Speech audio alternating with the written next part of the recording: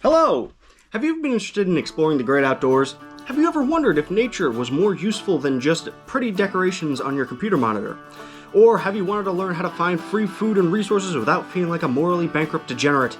Well, lucky for you, I'm here to educate the best I can. Now, I don't want to be a boring square and simply spout off facts and information about plants in a monotone voice, so how are we going to start this?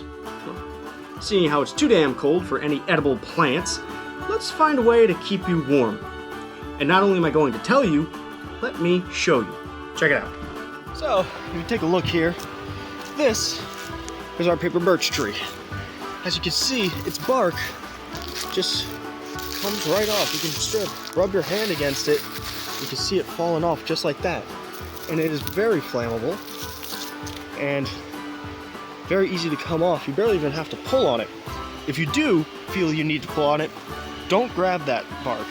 Pretty much, that may cause damage to the tree itself, and it may give it an infection. Now, usually, they'll look like this. But when the bark dries out, it gets that flakiness.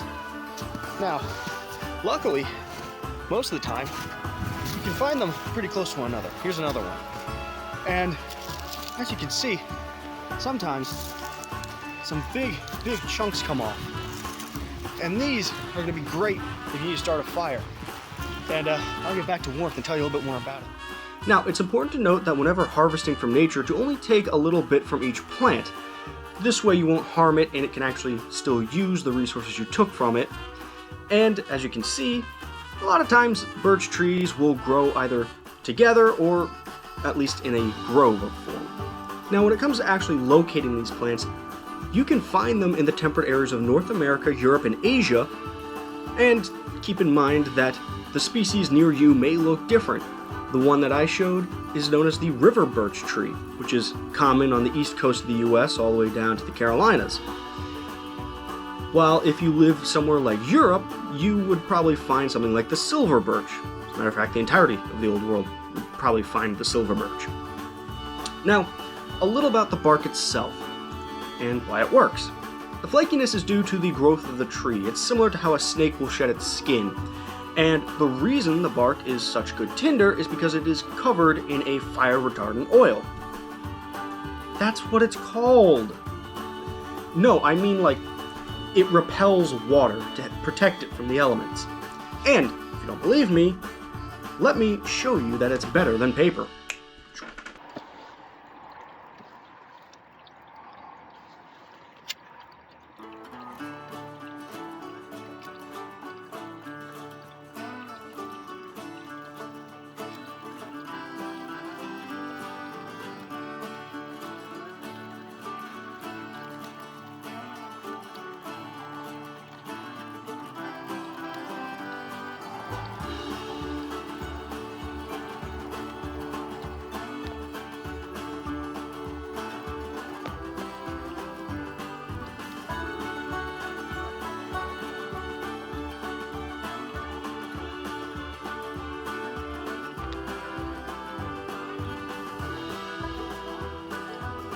Now, don't worry if you don't live in an area that has these sorts of trees, as there is a nearly identical item that you can buy that has a very similar method to the madness.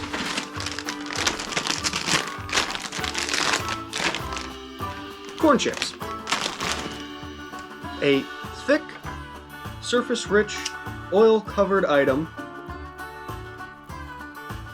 that is very much flammable and will hold that flame very well.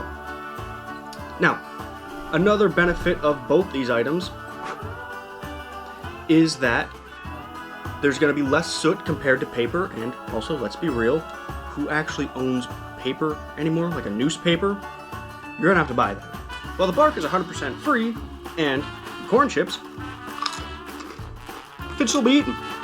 So hopefully, this short little video can help you in your outdooring adventures, and hopefully, I can keep making more videos like this as the weather gets warmer. And I can actually learn how to do this and not look like a moron. So, until next time, go out, be safe, cherish our world, and bye-bye.